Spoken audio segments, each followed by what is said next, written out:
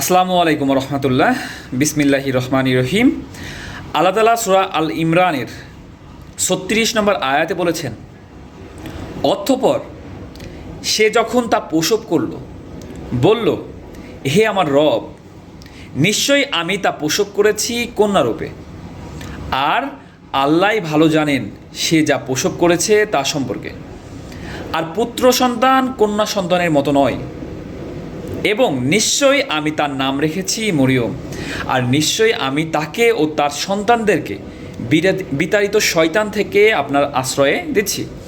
আচ্ছা, এটা কে প্রসব করেছে এটা দেখার জন্য আপনার এর আগের আয়াত সূরা আল ইমরানের ৩৫ নম্বর আয়াতটা দেখতে হবে। এখানে ইমরান আলাইহিসসালামের স্ত্রী বলতেছেন যে, হে আমার রব, আমার গর্ভে যা আছে তা আমি খালিস দিলে আপনার জন্য মানত করলাম, আপনি তা কবুল করে নেন।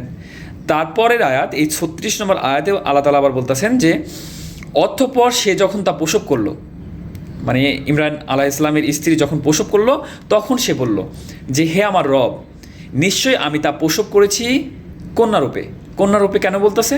কারণ আল্লাহ তাআলার দ্বীনের রাস্তায়, আল্লাহ তাআলার রাস্তায় মানত করেছেন। তো এখানে পুত্র সন্তান হলে ভালো হয়, সে কারণে আফসোস হয়তো বা প্রকাশ করে বা ওজোর দেখিয়ে বলতেছেন যে, হে আমার রব, নিশ্চয়ই আমি তা প্রসব করেছি কন্যারূপে, আর আল্লাহই ভালো জানেন সে যা প্রসব করেছে তা সম্পর্কে। আর পুত্র সন্তান কন্যা সন্তানের মতো নয়, এবং নিশ্চয়ই আমি তার নাম রেখেছি মরিয়ম, আর নিশ্চয়ই আমি তাকে ও তার সন্তানদেরকে বিতাড়িত শয়তান থেকে আপনার আশ্রয় দিচ্ছি।